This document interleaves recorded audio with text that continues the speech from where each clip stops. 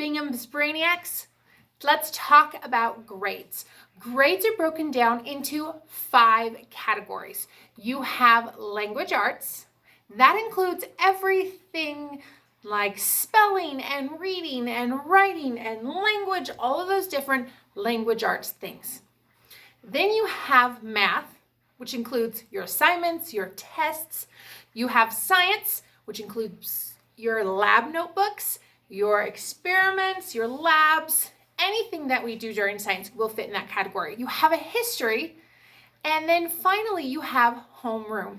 The homeroom is where the other catch-all things will go. So if we have an art project or we have something else that doesn't fit in this other 4 categories, it will go in this homeroom one.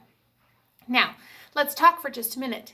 There is not going to be other grades. There will only be in those 5 categories, but everything else will be nestled underneath it. So instead of having a writing grade and a reading grade, they are now combined as your language arts grade. So both of your assignments will feed that same thing. Now, homework. There will not be a separate homework grade because I do not have separate homework. Now, you know you have to read books. You will be graded at the end of the term. You'll be given a score based on how many books you read for that term. If the goal is 6 books and you read 5, your grade will be figured out accordingly. Same if you get 6 out of 6, then you're going to be just fine. Now, you need to make sure, because there's not a homework grade, your homework is any of your unfinished assignments. So that means if your homework one night was to finish your essay, well, if you don't finish your essay, that's affecting your language arts grade underneath writing. So you need to make sure you get it done. Now, I understand that things happen. People get sick. You have to go away on vacation.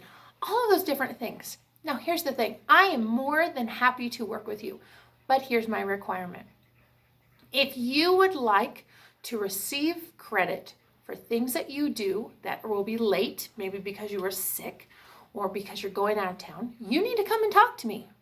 I am thrilled if you will come and talk to me. I will give you all the time in the world. I will fill out a little piece of paper. It's called an excusinator. It gets rid of all the excuses. With that, I will put what assignment it is and I will sign it. Then you attach that when you turn it in and you will receive full credit as long as it's turned in before the end of the term. Now, if it's right before the end of the term and you're missing some assignments and then you come to me and say, but Mrs. Bingham, this is when I was sick, I'm going to lovingly look at you and say, I'm sorry, you probably should have talked to me sooner and got your excusinator. You won't be able to receive full credit. So that's grades. Names. I am ornery as can be when it comes to putting your name on things. If your name is not on your paper, that tells me you do not care enough to put your name on it. So therefore, I don't care enough to grade it. Your page will immediately go into the trash can. Now, I know that sounds pretty harsh, but here's the plan. I will always give you a chance to make it up using extra credit or other assignments. I will not be giving you a new assignment. Now, lucky for you, some of these things are in your science notebook or they're online. They're an online activity. Those are easy to make up because those are available to you all the time. If it was a worksheet that you lost, I will not, or you didn't put your name on it and I throw it away, basketball practice, friends. I'm terrible, so I need all the practice I can get. I will give you a 0, but you will still have the chance to make it up through other means. So what's the moral of this story?